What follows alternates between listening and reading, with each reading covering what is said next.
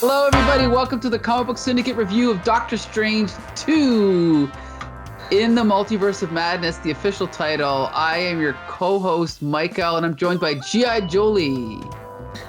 Hi. I'm here. All right. Also joined by Bex Luthor. I am also here, and we are definitely not starting an hour late. Woo, that's right. It's not like we had any technical troubles, all caused by me. All right. Also joined by Joshua Mervell. And I'm the third person here. Yeah. All We're right. excited to have you. Yes, super excited. Super excited. So we all saw Doctor Strange in the Multiverse of Madness. I think anyone watching this review knows the plot, but would anyone like to give the 3-sentence version of the plot? Spoilers. Yes. Yeah, we're talking about the movie. We're going to spoil the movie, yeah. So Get out of here while you can. Josh, do you want to give the 3-sentence through? Yeah, sure. Okay. A superhero from another dimension shows up in our universe. Doctor Strange finds her. Her name is Chavez, and it turns out that the Scarlet Witch, Wanda Maximoff, is after her and trying to steal her powers so that way she can go to another dimension that has her kids. That way she can be reunited with her family and finally have a happy ending. Good review. Or good plot summary. Thanks. Yeah. No. Thanks. So let's just quickly also point out that this was directed by Sam Raimi, whom superhero fans know from directing the first 3 Spider-Man films starring Tobey Maguire. He also did a superhero film called Darkman, but beyond that, he's most famous for the Evil Dead trilogy that is now a tetralogy, I think, and is eventually going to be a quintology. Mm-hmm. That he only directed the first 3, though. But anyway, the first thing I'll say is I welcome his style back to the superhero films, and for the first time in the official MCU. He brought, we've got our crash zooms, we've got our super fast editing, his imagination with the one giant eyeballed monster that Doctor Strange is fighting. A lot of the horror elements. Like, there were things in this film, I wouldn't say that were scary, but were absolutely creepy. Like, Wanda, disturbing. Disturbing. Yeah. Like Wanda, kind of almost like the spider walk from The Exorcist. Doctor Strange reanimating his own corpse to assist him in the battle. So for all that stuff, I really liked it. I've heard some criticisms about the plot, and I think probably the script is on par with most MCU films, but I think it's Sam Raimi's style that really saves this film and makes it stand out as something exciting. He knows how to make an entertaining movie. G.I. Jolie, what was your first impression of it? I think that it was one of the messiest films that I've ever watched. Mm-hmm. But for a messy ass film, it sure one, I will preface that by saying it mostly made sense. It felt like it was cut harshly for time. The pace at which we usually experience a Sam Raimi was even faster paced than usual, it felt like, because I felt like we would move from one place to the next and we wouldn't really have time to think about what just happened or digest it. It just was like we were with America, and then we were with Steven, and then we were with Wanda, and then back again, and it was just really, really quick. I will say that I thought it was so visually amazing. The whole, and I disagree with you. It scared me, but I'm a big fraidy cat. Good. So the Sam Raimi horror reminded me of like horror films, which I also welcome. I was surprised by because it had a PG-13 rating. But like Wanda, bloody Wanda, emerging backwards and like cracking her limbs into place after she comes out of like a mirror, after she reemerges from a reflection. Them having to like for once in the MCU since Thanos snapped everyone away and it felt kind of hopeless, something felt dangerous, like it might actually kill superheroes. Like someone might actually die. and they might actually stay dead, and it might actually be Wanda that does it. Like, that's what it felt like. It felt like she was unhinged in a good way, and in a way that serviced the plot, in a way that Sam Raimi could make look magnificent. Like, yeah, but it was messy. Okay. Bex Luthor, what do you think? This movie made me hate Morbius even more. Because I was like, these movies have the same rating, and one of them was supposed to be a scary movie, and one of them I was like, I can't believe they're going there. There's like, obviously we already said spoiler warning, but like when she snaps Professor X's neck, I was like, Yeah. like in the theater, I I know. actually gasped. I was like, and it was like I in agree. that stark white room. It was it was so good. Disney is taking a hero and making her a villain, whereas Sony's trying to make all their villains into heroes, and it doesn't work that way. And turning Wanda into the bad guy, I think, is brilliant, because at least everyone who's watched the 37 other parts before this movie have watched her fall into this madness, from her parents being killed in front of her, to then getting experimented on, and then watching her entire home be destroyed, her brother die in front of her, having to kill the love of her life, like her children ripped away from her. This is a girl. She obviously, killing people is bad, but we see how that could have progressed to where she is now, plus the Darkhold grasp on her. So just everything to do with Wanda was wonderful in this movie, and I loved it. And I love how they were still at the end, we're like still showing her in a sympathetic light, because it's like we know this character, we've been through this character. It was just really cool. It was a really cool movie, and I'm glad that they let Sam Raimi be as Sam Raimi as possible for PG-13. I think, because it's like, oh, she's not covered in blood, she's covered in motor oil that's red. Yeah. And, you know, I don't usually like to, when people say, oh, you have to read the book, or you have to read the comic, or you have to blah, blah, blah, I always say, oh, well, then that means it's not a good movie. You should be able to watch it on its own. However, I will say that unlike the DCU, the DC movies, which are a mess, this is the benefit of the Marvel films all connecting, right? Is that you can watch Avengers 2 and Avengers 3, 4, WandaVision TV show, plus a few other things. And in the progression of all that, this movie is so much stronger because of that, right? Because it comes naturally out of that storyline. So it's a huge strength. Yeah. Anyway, Josh, what's your first impression? Yeah. I really, really liked this movie. I didn't think that I was going to like it as much. I thought it was going to be a huge mess. And honestly, at this point, I was kind of like, we're going to do like Multiverse again. Like, it feels already overplayed, even though it's a new idea that's coming into the movies. Like this Into the Spider-Verse, and then Spider-Man, and then they're doing Flash and Doctor Strange, and they did What If. It just felt like maybe it was going to not work and feel kind of samey. But the unbelievably fast pace of this movie just takes you onto this adventure. You really like all of the characters. America Chavez, this actress is fantastic for the role. Like, you immediately fall in love with her. I think that the one thing I had that I didn't like about the movie, I think that she did a great job. And maybe it's just because I like the character, but I really hated Wanda being the bad guy again. Like, I was definitely surprised by it when it happened. I mean, even the synopsis for the movies, like the official synopsis, was join Doctor Strange, Wong, and Scarlet Witch as they try to save the multiverse together. Right. So it's like, you don't think that she's going to be the bad guy. She's introduced right at the beginning to help, recruit and save America Chavez. And then she immediately turns on them, and then she's attacking and killing all of these people. And it just feels like kind of a weird step after WandaVision, because I feel like WandaVision was almost her redemption arc, Right. And now we're Like back. she's controlling all of these people in WandaVision and taking over an entire town. She's messing up like thousands of people's lives. And then the arc at the end of it is she learns to let go and, you know, kind of deal with that loss.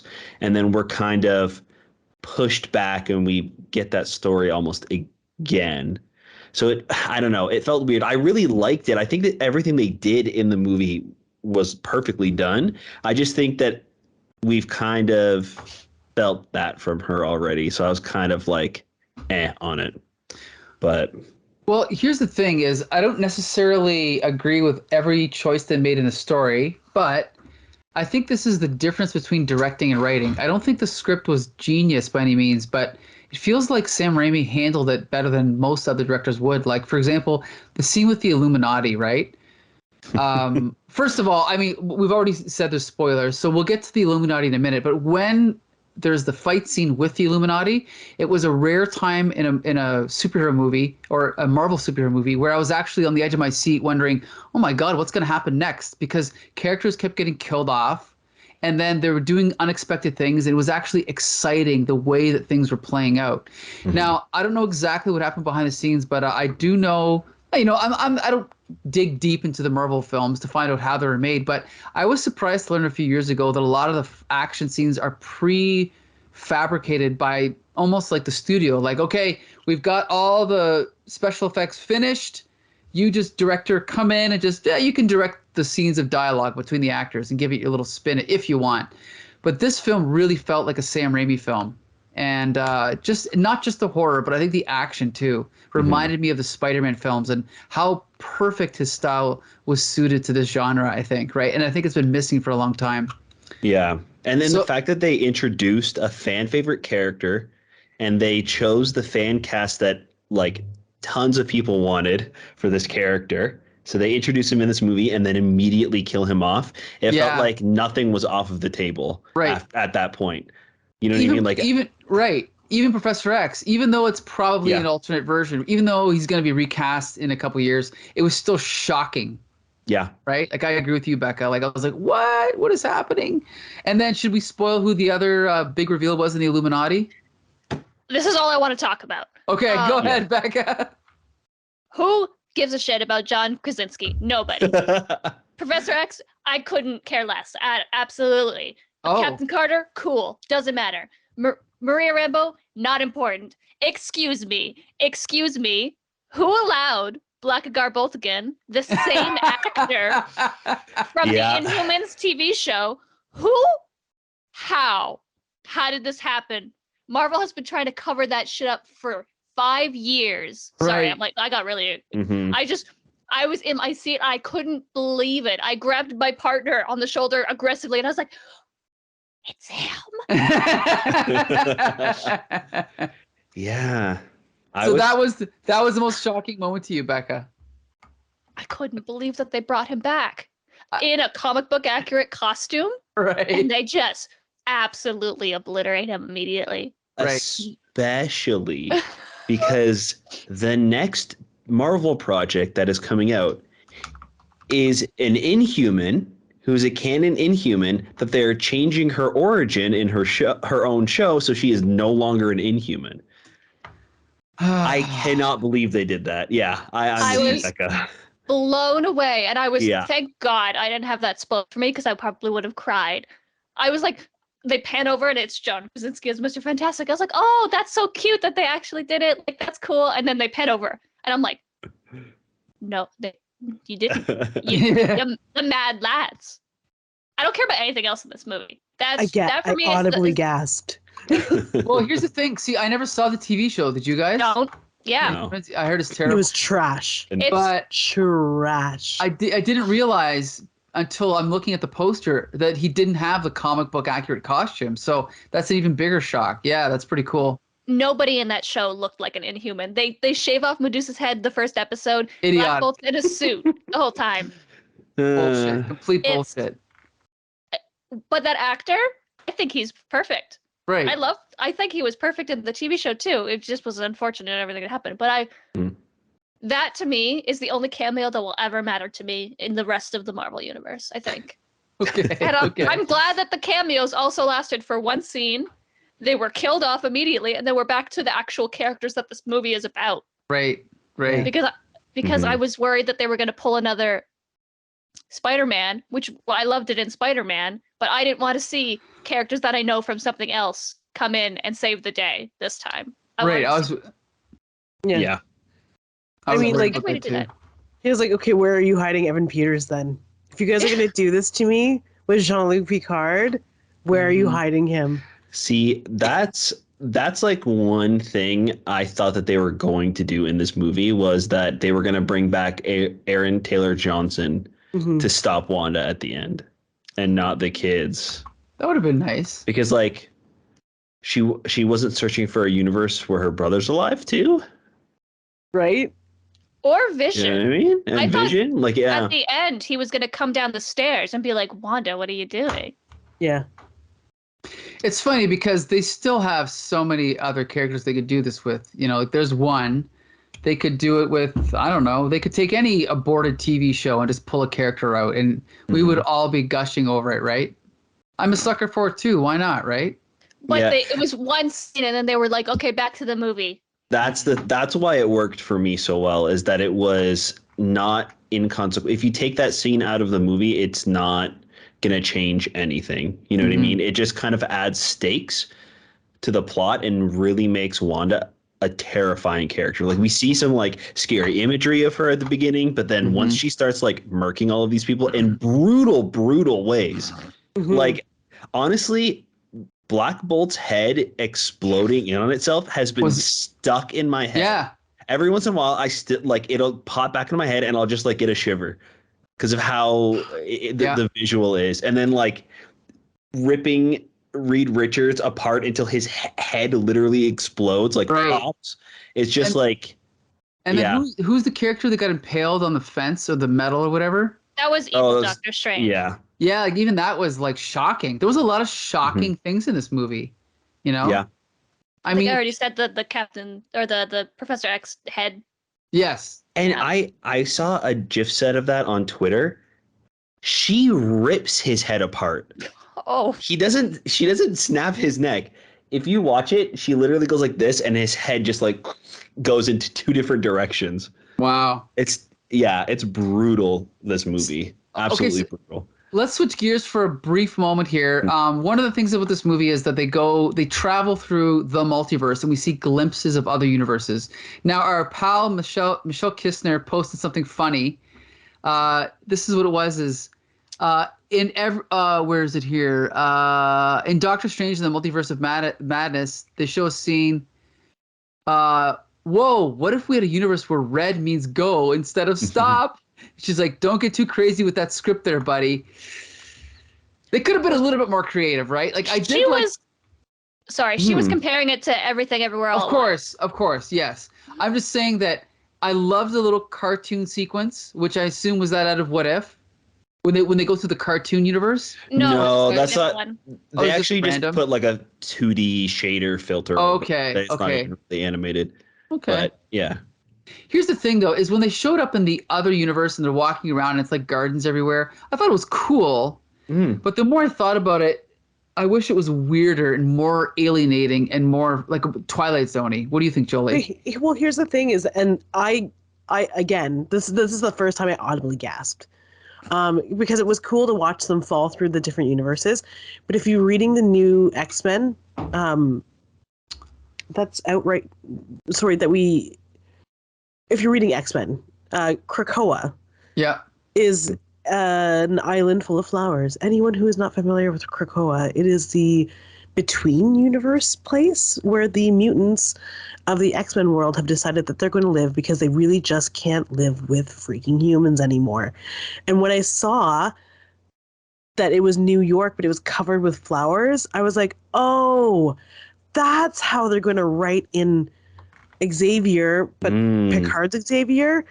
They're going to bring him into continuity, and this is Krakoa. I thought that would have been such a great way to do it, but they didn't.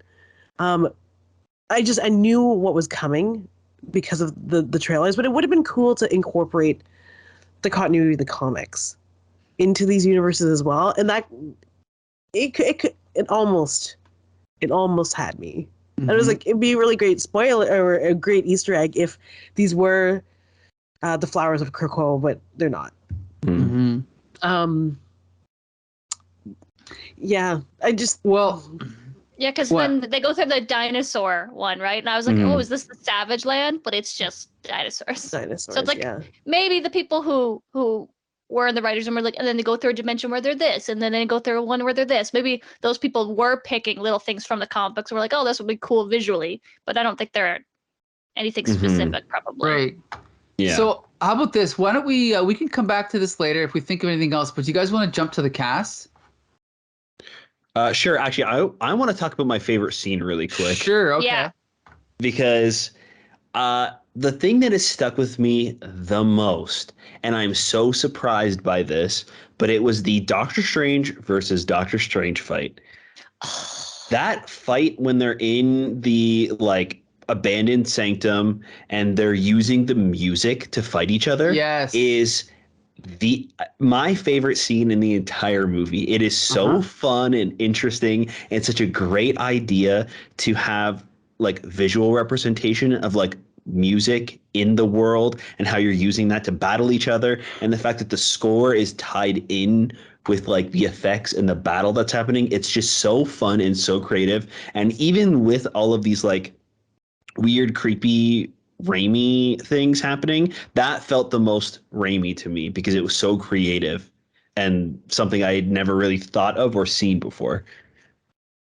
Well, I'll say my favorite scene was probably near the ending where Wanda is sort of fighting the good version of herself when she's with the kids, because it's just so satisfying to see, instead of the climax of the movie being on a floating city, shooting up into space, it's nice to see the climax of the movie take place just in a little living room, and you're sitting there watching it and you can see her kind of feel the guilt of what she's doing and then kind of just back down from her original goal. And I thought that was a great way to end the movie, like as one of the climaxes of the film.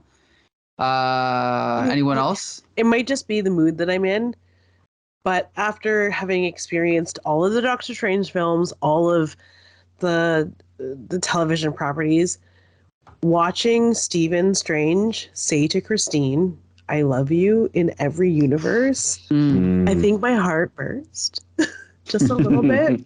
Because I was like, oh, God, you're going to pick this Christine to say it to? Why don't you just say it to your Christine? She's happy and married. Leave her alone. Yeah, I feel like it might be too late. Yeah, if it finally was like the resolution, and it felt like the only part of an actual Doctor Strange film, I guess. Yeah. It felt like the resolution to his entire plot character build up until now. It was the title of the film is Doctor Strange and the Multiverse of Madness, but it should have just been like the Multiverse of Madness featuring Doctor Strange. This is like a team up, but it was an American Chavez team up. It's also funny because what's her name? Elizabeth Olsen was quoted as saying, "Oh, this is the first time I've had to carry a franchise film by myself," and I'm like, well, not by yourself, but I get your point. But I guess that's one strike against the film, is that not only did it have Doctor Strange, not only did it have Wanda, it also had America Chavez. So even though this film was much better than the first Doctor Strange, unfortunately, it kind of takes the spotlight away from him a little bit, right? I'm fine with it. I'm fine with it too. But yeah, I kind of like it. It has like a Mad Max feel, where like the movie is not about him. It's about Furiosa. It's about Wanda and America Chavez and it's just Doctor Strange is just kind of like our window, like our like point of view into this insane world that we would have no other way of like following without him. Right. So if they keep doing these like weird other dimensional movies with him and they kind of just have him teaming up with other heroes and like telling their stories, I think that's a super fun idea and super interesting, because how much can you really do with that like cocky sorcerer that is always correct? You know what I mean? That always knows what to do. So I think that if you focus it on other characters, I think I'm fine with it. They did it with Iron Man for like 7 movies though, so right? But I think they were starting this movie especially. I kind of disagree with you guys on this one because I feel like Doctor Strange had a lot of development because you see the different versions of him, and this Doctor Strange is the one who's actually like, yeah, he's a little bit of a dick, but he's also deep down a good person, whereas the other Doctor Stranges are not. This is the whole thing with America Chavez learning to trust him because she's been betrayed by other Doctor Stranges, and she's like, no, this one is not like the others, and him realizing that like he has to find his own happiness is kind of like the little underlying of this whole thing. He learns to take care of this child, and he genuinely learns to care about her when they finally catch up with each other, and like after the whole Illuminati thing, the hug, I was genuinely touched. I was like, he actually cares about this girl. He wants to protect her. Right. And his friendship with Wong, especially, bros for life. And I love that he asks Wong, he's like, are you happy? And he's like, yeah, I'm happy. And learning to let go of Christine, especially, is a big thing because she's happy without him. So he needs to learn to be happy without her. I liked that parting where he was like, I love you in every universe. And she's like, we are not compatible in any universe. It's never going to work out. That was a good scene. I liked it. And I think he's going to always be kind of a dick because Doctor Strange is kind of a dick. He can do a lot of cool things that no one else can do. And he's a dick about it. But I like him. I didn't like Benedict Cumberbatch's Stephen Strange in the first movie, and I like him a hell of a lot better in this one. Right. He's much better in this one. I agree. So, Becca, do you have a favorite scene? I did like when everyone died. That was really fun. That was super. Actually, no, I have a serious answer. When Wanda's first and she goes to the place with all the wizards, and she is trying Carmitage, and they're like, oh, hold the barrier, and then she just stops for a second and she pinpoints the one guy with the weak enough mind, and she yes, terrifying. Yeah, that was so good. Yeah, creepy. And I was like, that just proves. And also, I really like the mirror scene when she's breaking out of the mirror dimension, when in the puddles and pulling things down. Every time she is a true blue witch, probably my favorite part, just because it was cool. Yeah, I liked how the whole evil Doctor Strange thing was. I love the Phantom of the Opera-esque, all the candelabras, Christine, the organs. I was like, oh Jesus, is he has a little mask gonna fall on half his face too? I was expecting that. Yeah, no, the run part probably stuck with me the most, but and the mirror scene, and I keep thinking about the Xavier neck thing. I love how, yeah. Sorry. I love how Sam Raimi was like, how has nobody done an allegory for the Phantom of the Opera yet? Come on. Hello. So I think maybe you guys might be able to answer this better than I can, because for my POV, Wanda seems completely unredeemable at this point. They're just gonna say it was the Darkhold. Yeah, making her crazy. They'll right. Is the Scarlet Witch almost like a Dark Phoenix probably entity? Yes. Yeah. Okay. Because there's that point when Professor X goes into her mind. Wanda is trapped under the rubble in her mind, and then the Scarlet Witch comes and kills Professor X. So he's trying to get Wanda out and take over, right? So I feel like it's the only way that they can redeem her at this point. I think that scene is she's dreamwalking, and the Wanda in the rubble is the actual Wanda in that reality that she's possessing. Oh yeah, that's right. So that's a different Wanda, the one with the kids, because she dreamwalks into that one, right? Oh, that I makes forgot sense. she was doing that. Yeah, that's another thing too, is that she must be really damn powerful, because she's dreamwalking and she's killing people in their mind. She killed Professor X inside his mind, inside her mind, but in the mind of the body somebody of a woman. Else. Yeah, right. It's so insane. I was like, how is she not the most powerful mutant now? She's up there. She is, right? She's She- what? she- I think she's up there. She can like rewrite reality, basically. Yeah. I think they're gonna have to, like, if they want to make her a hero again. I don't know if they're gonna. I think they might just make her a No. sympathetic, like, character at this point, where she like doesn't, because she killed a lot of wizards. And I mean, they technically did it with Loki, but it was not as brute. Like, we don't see Loki just straight up slaughtering, murdering, like horror movie as killing people. He takes that guy's eye in Avengers. That's true. So- Man survived. I think Probably they just could wears do a it. cool eye patch now. Or it's a variant, right? Who didn't Yeah. go crazy. Yeah. So the thing about this movie is that usually when I watch a Marvel movie, it feels like an imitation of a genre, but this film felt legitimately like a horror film. Like going back to the mirror scene, he's showing his mastery of sound design, of like texture, of his imagination. Like, you really felt disorientated. It was the only thing that came close to it in an MCU film is Spider-Man Far From Home with Mysterio. That was a little bit like you had no idea what was going to happen next with all those illusions, right? That's what this felt like. You felt like really like you had no idea what was going to happen next. And I don't think another director could have pulled that off the way he did. Yeah.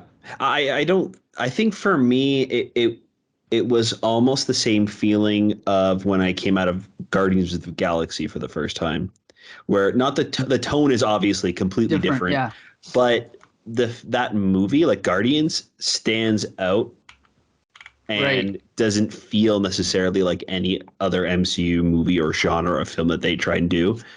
Yeah, this is probably the first time I felt where it's just like something completely different. It's Right. not, it doesn't have to be an MCU movie. Right. Good point. Julie, did you give your favorite scene? Yes. Okay. Then let's jump to the cast, okay? Yeah, let's do it. So we already talked about Benedict Cumberbatch. We all agree he was kind of better in this movie, right? The way he was written. So Yeah. do we need to say anything else? I didn't think so, but You didn't think he was better? no. But that was part of my favorite scene and analysis too. It just felt different because I felt like there wasn't much to say. There wasn't much to say about the character in this film because this film wasn't about him. Okay. And then when there was something to say, he maybe said it to the wrong woman, but I have feelings about those feelings that no one else has, so it doesn't matter. I think a big, for me, a reason why I like Doctor Strange better in this movie was also how he used his magic in this one and like the things that he did, not necessarily his like acting or the things that he like said, but giving him like magic powers that aren't just like big orange circles that he's like doing with his hands. Right. Like he like creates these big monster fists that aren't like glowing energy. It's like his hands turn into big fists, or like he opens up a portal and a fish jumps out and grabs somebody and then jumps back into a portal and that person's gone, or like the music note battle. There's just so many fun things that they do with the character, and it feels like they're finally like embracing the fact that he's a sorcerer, where in the other ones it was just kind of like energy beam, energy beam, energy beam. Like it was nothing no like imagination. mystical really about anything that Doctor Strange has done up until this point. So I think that's why I enjoyed his character more, just because they gave him more fun things to do. Mm-hmm. Yeah, he was more of a magician. Mhm. I saw less. He was more Doctor Strange. He was less Steven. Yeah. Right. Which isn't necessarily bad, but I don't know. We've already discussed it, honestly. Yeah, no, I totally get what you're saying though. That he doesn't have that much to do, so it's kind of like, yep, Doctor Strange was here too. Okay, we're going to jump to Elizabeth Olsen. We've all talked about her. She's always great. I think her acting was excellent in this film. I have nothing bad to say about her. I don't know. She was great. Yeah, Anyone she's else? great. Yeah. What can you say about her, right? Becca? Mommy, sorry. Mommy, sorry. Honestly. Sorry. Yeah.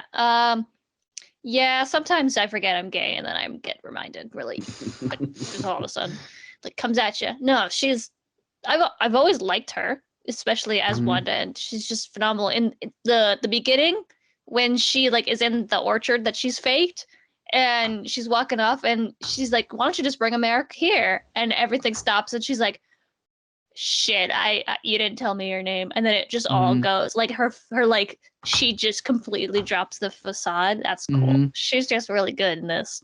And I don't know, she's just so good as an antagonist that kind of want her to stay that way.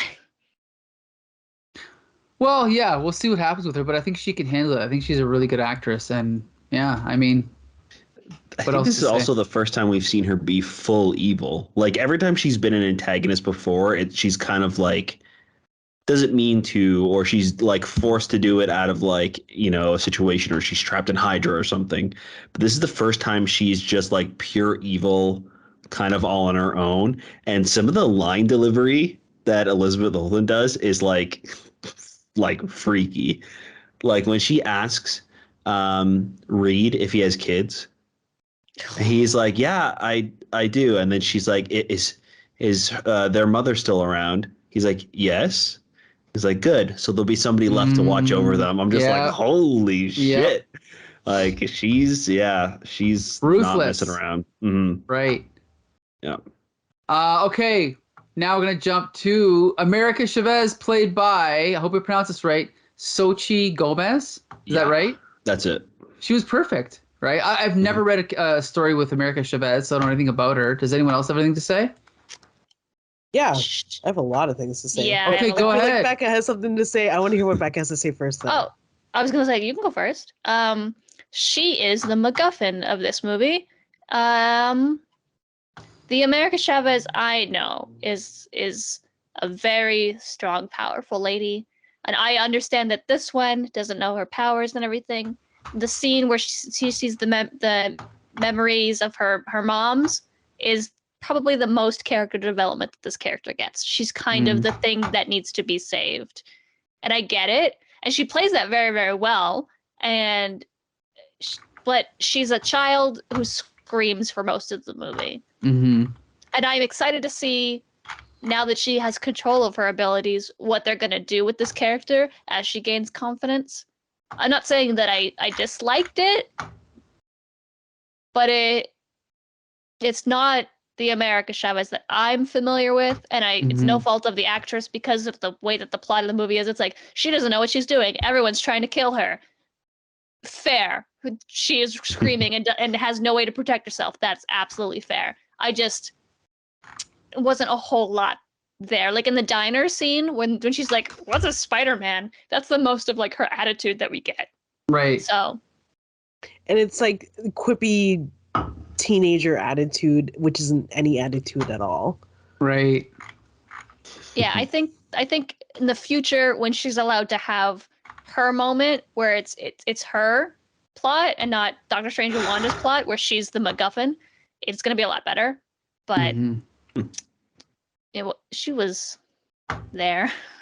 Okay. Gingerly. Yeah. Well, she was certainly there and just there suddenly.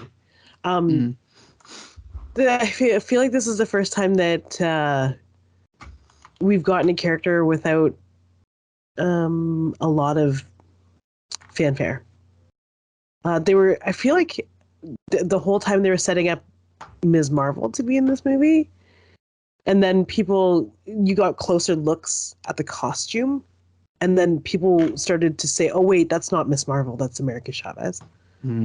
What's she doing in this movie? Oh wait, she's a universe jumper, or she's a multiversal jumper. Like that's her power. Oh, I see. Okay, this all makes sense now. But for anybody like the person who I went to see this film with, for anybody who has no idea who America Chavez is, or doesn't frequently watch or consume the literature that this is based on, or most of the movies and some of the TV shows, she just appears, and that's it. There's no explanation as to why she happens to be here. She's just here, and she's with Steven, less evil Steven. Defender Strange, I think. So yeah. Zombie Strange. So I've actually never seen or read anything with America Chavez. This is my first ever, and I actually enjoyed her introduction. Right. I thought it was fine. Yeah, I was happy that they didn't have to stop and introduce a character and give her backstory like as her introduction. Like I think throwing her into the action and like you see her fighting the big beholder monster at the start and then introducing her as like this like punk kid with Strange and Wong in the diner talking about like pizza from all the different universes and stuff. Like I actually really enjoyed her character and her introduction to the story. But again, I also don't know her character, like what she's supposed to be like in the comics. So I don't really have anything to like judge it or compare it to. But I thought that she was a pretty fun addition. No, the addition of, I agree with Josh. The things that you said that were fun, like the pizza, and when she had the pizza balls, she's like, hey, like it's like when I go and try a burger at every joint that I've never had a burger at, you just want to make sure that it's right, or if it's different, that it's enjoyable. And I certainly like those points, but it's almost as if they added her into the story, into this specific story because she's a multiversal jumper. Like we'd never heard hide nor hair of her before, and suddenly Scarlet Witch knows all about her and wants to steal her power. It just seemed very shoehorned in. So that also could be a Pandy thing, because apparently she was supposed to be in No Way Home, and the reason why the universes fall on top of each other. Apparently she was bringing in the other Spider-Man in that movie, and then things had to change with filming and everything. So I wonder if maybe that's kind of what you're feeling is like an afterthought of her introduction, because yeah, she was supposed to be in a whole nother movie before this came out. Yeah, like it just felt very like Dawn. Like suddenly Buffy had a sister. Suddenly America Chavez is here, and everybody wants her. I've never seen her in my life. Neither has anyone else. I felt like I was missing a chapter or I had missed an episode or something. You know what I mean? Like I have no problem with her being there. I love her character and I love her addition into the universe, but I feel like it was sort of abrupt.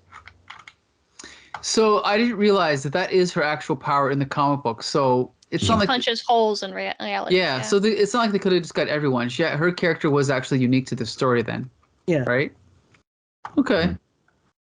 All right. So let's jump to also lesbian go moms. Also, shout out to. I feel like that was kind of. I missed that. Yeah, She that's when does you have went to the two washroom. moms. Did they show that? Yeah.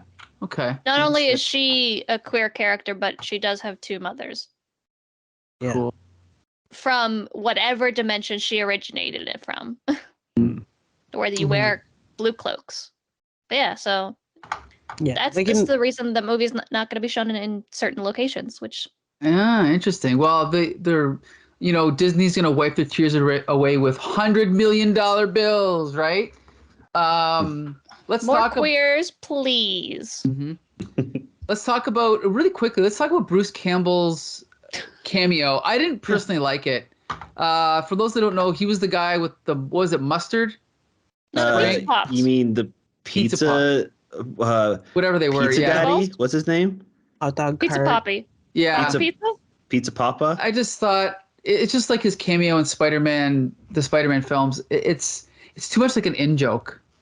And it's like only for Sam Raimi's pals. Like obviously I know who he is and you know who he is, but it wasn't real. I didn't find it funny. I just found it like the kind of joke you'd put in for like your high school buddies to laugh at, What do you guys think? I liked it. I thought it was funny. I thought like when America Chavez was like, "Oh well, in most universes, food doesn't cost anything," and it just turns out she's just been stealing food. Right. I thought it was funny. I thought it was okay. I don't really care that Bruce Campbell was just that guy. Hey, it's a guy I know. But even the fact that the post-credit sequence at the end was him, it's like, okay, it's funny, but is it that funny? I didn't think so. I just think there was too much attention focused on him. What do you think, Jolie? Just like a vanity thing, I think. It's right. Like, I'm Sam Raimi. This is my friend. He's a hot dog guy. Isn't that cool? It's like a Sam Raimi Easter egg for people who like him. Like, My sister didn't even know who he was. Right. It's like, and she didn't care. She just thought it was like kind of weird, especially because I made her stay until the after. Yeah. She's like, "What the? Right. Why would they go back to the hot dog guy?"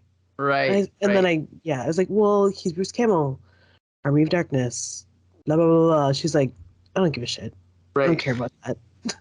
Yeah, I get why it would be weird for an MCU thing, but to me it felt like a Stan Lee cameo because Bruce Campbell shows up in every one of Sam Raimi's movies as a cameo. Yeah. So it's I kind of liked it because I like Sam Raimi, but I also get why it's like eh. But yeah, it felt like a Stan Lee cameo to me, honestly. And they've done that before, even with Stan Lee, where he's like there on a planet with the Watchers, and then the end credit scene is again him with the Watchers, right? That's right. I forgot about that one. Yeah. So yeah, I was fine with it. It felt just like an MCU cameo. So here's the thing: we've actually covered most of the other actors in our discussion. Wong. Do you want to talk about Wong? I'm not a big fan of this. I'm not a big fan of Benedict Wong, who plays Wong. No. That's a hot take. Yeah. Wow. But I do have to say, really enjoy him. They really lucked out with his name, considering he's Wong playing Wong, and he has the same first name as the English guy who's playing Doctor Strange. You know what I mean? Yeah. Anyway. Do you know what I will say for somebody? Oh, sorry, Josh. There was a campaign apparently when they were casting for the role, and he was like emailing producers saying Wong for Wong, and he was like in contact with some of the other like actors who were already cast, and they were like sending emails saying Wong for Wong. And then this was like in an interview recently for like promo for this movie, and he was talking to Chiwetel Ejiofor, and then he says something to him like, "I've got news for you," and he says Wong for Wong, and then he responds with Wong is Wong when he finally got casted. Nice. Yeah. Who also, we're not even going to talk about him coming back? Come on. Chiwetel Ejiofor? Yeah. He's great. Yeah. Oh, yeah. We could talk about him too. He's a great Mordo. Oh, Mordo. Okay. That was cool. Mm-hmm. Before we move on to that, I will say that there is something about Wong's character that every time they are like, "You're the Sorcerer Supreme, you're the Sorcerer Supreme," he doesn't feel like it. No. And it feels like they're like playing it for a laugh or a joke.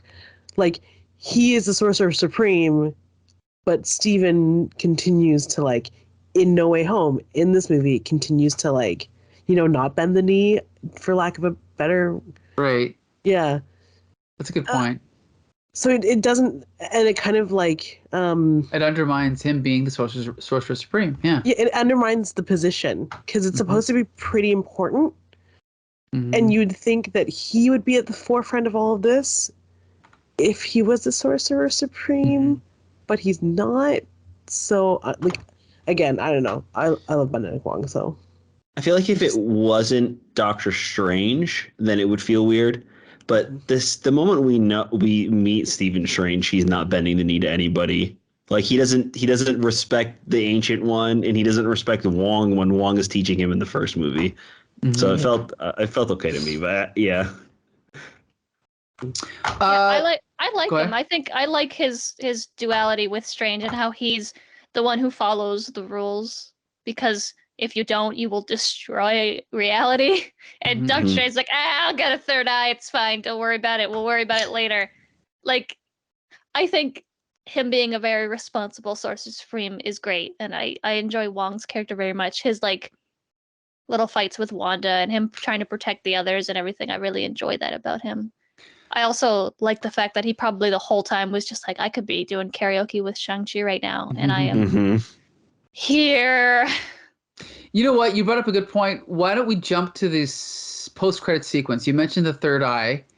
We've already spoiled the secret ending with Bruce Campbell. Ooh, the other important one. So the actual ending of the film, the first ending, is Doctor Strange being revealed to have the third eye, which I thought was like, oh, okay, cool, whatever. But then they bring it back. Guitar screech. It was great. Yeah, it was. I didn't love it. But then, and I actually thought I said this to Josh, that it undermines the second time they show it in the mid-credit sequence, because I wish she wouldn't have had the eye in the ending, so that when we see it in the mid-credit sequence, it's a bigger deal. But we also have to talk about the revelation in the mid-credit sequence, which is Charlize Theron as Clea. So I actually Mommy, have the opposite. Sorry. I have the opposite problem. I enjoyed the ending of the movie more than I liked the mid-credit scene. I think that the mid-credit scene should have been wiped out, or at least Doctor Strange shouldn't have been there. It should have just been Clea, Charlize Theron, ripping through a portal and walking through New York or something like that. Mhm. I love the fact that the movie ends on this like cliffhanger of like, oh my God, wait, is the Darkhold now taking over Doctor Strange? Is he going to turn into like a villain later on? And then like post-credit scene, it's like, just kidding, he's hopping through portals again and saving the day, like back to status quo. Nothing's wrong here. So I was just kind of like, oh, okay, that's kind of a bummer. But Okay, Look, go ahead. man, you see Charlize Theron, and you have to impress her somehow. So you have to show her your third eye. Otherwise, why would she stick around? Please, anything. Please stay with me. What do you want? Whatever. It's yours, ma'am. She looked so good. Yeah, she did. Julie, what'd you think? Who the fuck is Clea? Doctor Strange's wife. We read a story with her in Marvel Fanfare. I'm not sure if you were there for that review, but we. that was a while ago, yeah. Maybe not. She is the daughter of Dormammu. You know, the big face from the first Doctor Strange movie? Yeah. She is the Sorcerer Supreme of the Dark Dimension, where Dormammu exists. And currently in Marvel Comics, she has been Doctor Strange's wife. And right now, since Doctor Strange is dead in the comics, spoiler alert, she is the Sorcerer Supreme of the main 616 universe. Huh. She's a very Doctor Strange character. Yeah. And I really, really like Clea. I think she's cool. Yeah, I think she's like a villain when she first introduced to, like she's kind of like good guy, bad guy, flopping back and forth. So She's like Gamora and Thanos is her dad. Dormammu's her dad. Right. So she's like, yeah. And that's how she usually looks in the comic. White Pretty hair, much. purple, everything. Right now she's Yeah. got short hair, but yeah, Okay, it's cool. white. So for anyone not reading the comic, me, having watched that, because she doesn't say her own name, he doesn't seem to acknowledge her or say her name either. It was kinda- anticlimactic. Yeah. I was like, oh, who's that? Julie turned to me and was like, wait, is that one of the Eternals? I don't remember Charlize Theron being in that film. And I was like, Well- I don't know. I don't know how to explain it. I don't. I feel like a lot of the Marvel after credits scenes did that, especially even like just Eternals. Did they say there's Harry Styles as Star Fox? I don't remember if they say who he yeah, is. He just same with shows up, or, Thanos like, Right. in the Avengers Thanos one. just shows up. Yeah, and I Adam guess this is- Warlock at the end of Guardians 2. So this is getting to like my something that has come up in conversations with other people who watch these films, or like, you know, we watch the TV show and it's entertaining for the most part, but is the Marvel universe just becoming too big for the regular film goer to understand or care about? Like, is it Too insular. Yeah, has it don't- become just for us? I don't know. Because I care to look up who Clea is, but now Julie's like, wait, it doesn't seem like I'm allowed to watch these movies anymore. Mm-hmm. Interesting.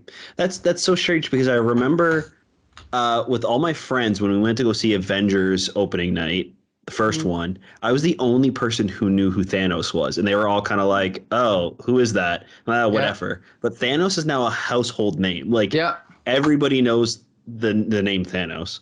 So I feel like the after credit scenes have to be thought about outside of the film almost. Yeah, Right? that's a Because good it's point, too. like, because it's just kind of like a little like, look what's gonna come, or oh, what's that all about? And kind of just like a cliffhanger to keep you going to the next one. Well, that's So- true, because even when I watched Walking Dead with Jolie, and I'd never read the comic really, so we'd get to a cliffhanger, and I'm like, "Who's that?" And Jolie would be like, "Oh, that's the governor. Oh, that's Negan." So, I don't know who these people are. Now, again, those characters are all household names, so I think you're right. I think it's okay. Hmm. If it's off-putting now, again, in 3 years, Clea will be a household name. Maybe, yeah. Everyone will Yeah. know who she is, right? So, Well, she'll be in the next Doctor Strange movie or have her own movie or Right. whatever. Because it's like, I feel like those like little after credits scenes, there's like a ton of Easter eggs of these movies, right? And I feel like if you don't know any of them, you could still kind of enjoy them. yeah. And then there's us who's like, oh, that's a reference to Amazing Spider-Man issue, blah blah blah. But like not knowing that is not going to ruin your enjoyment of the film. It's like these little after credit scenes are specifically for like the comic book fans, and they're like, oh, that's Clea. But for everybody else, like, who's that woman? Guess she's in the next movie. Right. Like, and then they get to find out in the next movie, and then I get to go home and watch 600 YouTube videos Clea in the MCU, and that's the rest of my week. So. Right. Hmm. So I think that was the go most ahead. surprising, like, Yeah. casting in the whole movie. Even Oof. after, like, After even Mr. after Fantastic Black Bolt, and- after Even Mr. after Fantastic, Anson Mount. I am, because he's already in the MCU technically. Like Charlize Theron, I was like, Yeah, that was Fine. shocking because it was like she's a huge actress, and it's yeah, like another one. Wow, they're How getting did they everybody. keep it secret for so Right. long? Good point. it Good point. must have been like shot on a green screen last minute during reshoots or whatever, and it was like a tiny little bunker somewhere. Yep, that's Yeah. true. That's true. I guess the only other thing to say is where do we want to see Doctor Strange go next? Because it's going to be hard to top this, I think. Does anyone have any ideas for Doctor Strange 3? Well, in the comic books, he's got a ghost dog, so I'm gonna say ghost dog. Ooh, Ghost Dog would be great. There's like a pretty cool story where he is like fighting monsters that have leaked into our universe that are invisible to anybody who's Oh, not a sorcerer. Was So that Brian? could- No, who was I that? That think, was Jason Aaron? Yeah, it was around like the 2016, 2017 Okay. reboot. I can't remember who that was, but that could be pretty interesting because then it can be just like a smaller, not world-ending thing where, like, why aren't all the other Avengers here helping him? It's like it can be just kind of like a Doctor Strange story. Yeah, I'm excited to see more stuff with Clea.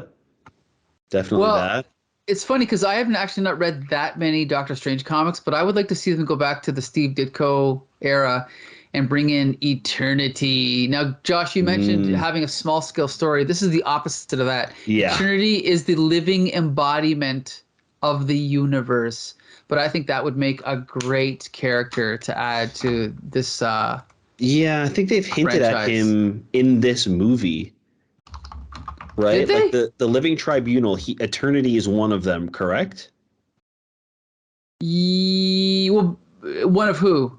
The Tribunal? No, the Living Tribunal is a separate character.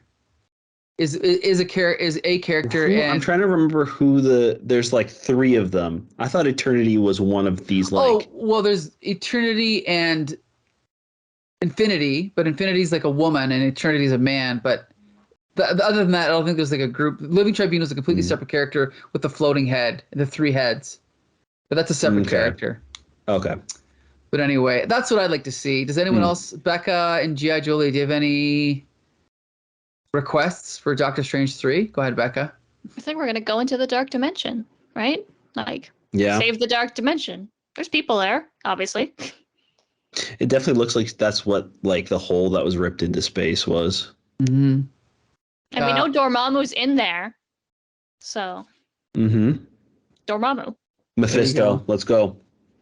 Oh, what are they Mephisto. waiting for? Oh, they'll probably save him for a Silver Surfer movie, right? We're saving Anyway, him for a Spider-Man movie, obviously. maybe. You think that they'll do one more day? Yeah, they kind of already did it, yeah. But anyway, G.I. Jolie, what's your idea for Doctor Strange 3? No clue. All right. Understandable. No, that's fine. I mean, I've been reading comics, my whole life, and I've barely read any Doctor Strange comics. That's just the way it goes sometimes. Yeah, I'm like, to be honest, it's just going to be me reading Doctor Strange until the next one. Awesome. And then thinking, okay, this could be cool too.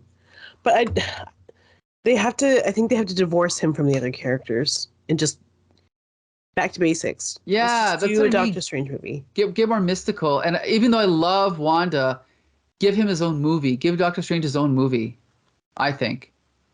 They found the Book of Ashanti, right? They got it. Did they? I don't know. It's destroyed. That's Yeah. right. Okay. Oh, that's right. It's destroyed. Yeah. Yeah, both books are destroyed at the end of Ugh. this. Yeah. Which And the temple? cave, the temple with the drawings as well. I'll have to rewatch it again, and I'm looking forward to it. Go ahead, Josh. And apparently in every universe they've been Yes. destroyed. Whoops so, a daisy. yeah. Okay, so I guess that wraps up our review of Doctor Strange in the Multiverse of Madness. It seems like we all enjoyed it. Jolie enjoyed it the least, I think, right? I give it like 6 out of 10, 7 out of 10. It's hard to rate it. I mean, against our other Marvel movies, it's a 7 or an 8. Against every movie, it's lower. But by Marvel standards, it's definitely a standout, I think. Yeah, and that's the thing is that if I rate this based on like how much I enjoyed what Sam Raimi did with the film, it'd be like a 9 out of 10. But the story was still kind of floppy. Standard, yeah. Okay. Yeah. All right, Josh. Go ahead, Jolie. It wasn't full of CGI fisticuffs. That's all I could ask for. Yep. Just some CGI fisticuffs. Josh, what do you give it out of 10? As far as MCU goes, probably an 8. I think it's up there with being one of my favorites. Maybe it's just because it's so fresh in my mind, but I just love how new it was to the MCU and how different it felt from everything, and it still kind of felt like it took place in the same world. So I really appreciate Sam Raimi being back. That's for sure. Lex Luthor? Yeah, no, this was super fun. I think Josh said it gave me that same Guardians feeling of like this is fresh and fun and new, but like things that I already enjoy superheroes, right? I had a fun time. Cameos regardless of them, like, and I think going forward, I'm not watching any trailers for movies ever again, Right. because just being able to be surprised in a Marvel movie again. Fantastic experience. I love when things happen that I don't know they're supposed to happen because I'm paying to watch the movie. Yeah, imagine that. Yeah, exactly. So there you go. No more Marvel trailers for me, I guess. Mm-hmm. So going. Fuck Morbius. There you go. Okay. Signing off. Yeah. So My here's new the thing. catchphrase. You can hear every episode of Comic Book Syndicate, which is now kind of an infrequent part of our channel where we review mostly movies. But every week you can hear the Here Comes the Spider-Cast podcast, as well as Flea Market Fantasy, as well as Full Volume podcast every week at www.comicbooksyndicate.com. The first two are audio only. Full Volume is video, right, Jolie? And audio. Yeah, just video actually. No, I'm teasing. So anyway, silent podcast. But be sure to join us because coming up, Full Volume, we'll be reviewing Ms. Marvel, I assume. We will, but we're going to drop upon you. We just did the finale of Moon Knight. We finally have everybody here, plus Harvey Brent. Yes. The Spider Cast joins us to review and tier list all of the Sony Spider-Man properties. And we already filmed it, or we already recorded it, so I know it's good. We did? Surprise. Sorry. That was really good, Becca. Sorry. You should be an actress. Okay, so Yeah. there you go. www.comicbooksyndicate.com. The next movie review will be Thor: Love and Thunder soon after July 8th. So we will see you then. And until next time, see you later.